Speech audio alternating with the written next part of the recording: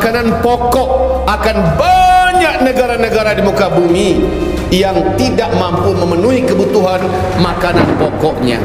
Negara-negara besar mencoba mencari cara dengan menimbun sebanyak-banyaknya biji-bijian yang ada untuk disetok sebagai persiapan hari-hari berat di 2023. Wallahu a'lam.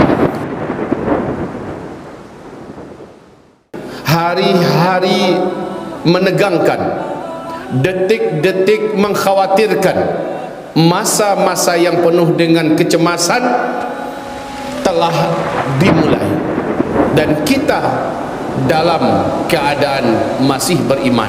Alhamdulillah. Kemudian kita ucapkan salam serta salawat kita untuk Habibina wa Sayyidina Muhammad Rasulullah sallallahu alaihi wasallam, yang telah memberikan kepada kita panduan lengkap bagaimana cara benar menghadapi fitnah dan huru-hara di akhir zaman. Saudara hamba-hamba Allah sekalian, di mana-mana berita, seluruh televisi, seluruh media sosial menyebutkan tentang kondisi yang ada saat ini. Resesi ekonomi global, inflasi yang terjadi secara merata di seluruh dunia, lubang hitam yang memiliki poros sedot yang sangat mengerikan tentang kehancuran kehidupan manusia, diawali daripada rusaknya dan binasanya tatanan ekonomi global. Banyak terjadi kemacetan, perusahaan-perusahaan bangkrut, PHK besar-besaran di berbagai belahan muka bumi ini.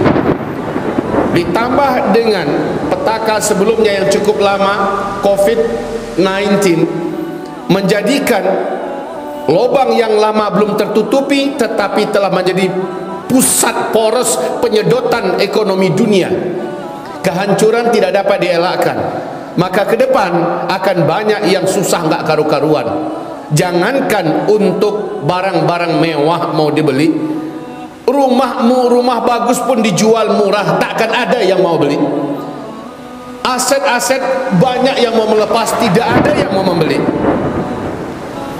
Orang-orang yang mengandalkan hidupnya kerja di kota-kota besar akan mengalami pemutusan hubungan kerja secara paksa. Orang-orang yang tinggal di kota banyak merintih meratap biaya hidup semakin tinggi. BBM sudah tidak mampu lagi didapat. Ibarat Allah yang kami muliakan, yang paling parah adalah masalah makanan.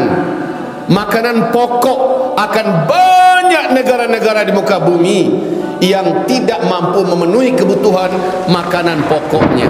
Negara-negara besar mencoba mencari cara dengan menimbun sebanyak-banyaknya biji-bijian yang ada untuk disetok sebagai persiapan hari-hari berat di 2023. Wallahu a'lam. Kita akan seperti apa di sini? Saya hanya menjawab dengan hadis Nabi Muhammad sallallahu alaihi wasallam. 2023 atau mungkin 2024 dan seterusnya adalah hari-hari paling menegangkan, paling menakutkan. Siapa yang bisa selamat? Yang punya tabungan. Bukan tabungan duit, bukan tabungan di bank. Orang yang punya tabungan di bank pun akan pusing, dananya tak bisa ditarik. Kalaupun ada uang, harganya jadi tidak seberapa. Orang yang punya tabungan yang kami maksud adalah orang yang sebelumnya memiliki tabungan amal soleh yang banyak. Maka di hari-hari genting, di hari-hari berat, di hari-hari sulit ke depan, orang macam ini doanya lebih Allah dengarkan daripada yang lain. Orang macam ini lebih Allah prioritaskan untuk ditolong oleh Allah, untuk diselamatkan oleh Allah. Orang yang punya amalan yang banyak, amalan-amalan wajib, amalan-amalan sunat, amalan-amalan baik yang dia buat lillahi ta'ala, inilah yang akan datang menolongnya. Selama ini dalam bayangan kita, amalan ini hanya mampu menolong kita nanti setelah kematian, masuk alam barzakh. Tidak. Selama ini kita bayangkan amal ini hanya bermanfaat saat nanti kita di padang mahsyar. Tidak.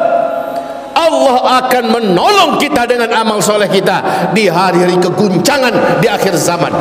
Saat semua orang kelaparan, saat semua penyakit menyebar, saat semua peperangan meletus di mana-mana, saat semua keburukan merebak mewabah di mana-mana, saat itu tampillah amal soleh sebagai penggantinya.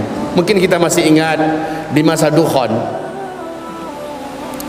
Di masa Dukhon, sahabat bertanya, ya Rasulullah, ketika Dukhon terjadi, bagaimana kami bisa makan dan minum? Jawaban Nabi apa? Zikir. Makan minum kalian saat itu adalah zikir. Bagaimana kami selamat ya Rasulullah? Jawaban Nabi adalah kalian baca apa yang dibaca oleh Nabi Yunus dalam perut ikan. Dengan itu kalian akan diselamatkan oleh Allah Subhanahu wa taala.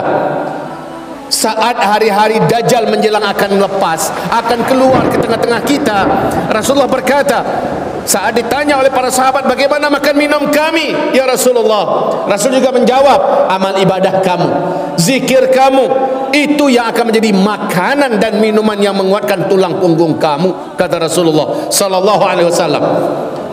Hampir sama kondisinya dengan kita di alam barzakh dan di padang mahsyar. Kata Rasulullah, semua orang kelaparan di padang mahsyar, tapi orang beriman yang amal solehnya dulu di dunia banyak, dia cukup mengambil dengan genggaman tangannya pasir padang mahsyar yang ada, lalu pasir itu dimakannya. Maka ketika itu pasir tersebut akan menjadi roti yang sangat enak dan empuk, menjadikan orang yang tidak pernah lapar dan bahkan juga tidak pernah haus. Bagi siapa pelakunya? Bagi orang beriman yang amal solehnya banyak.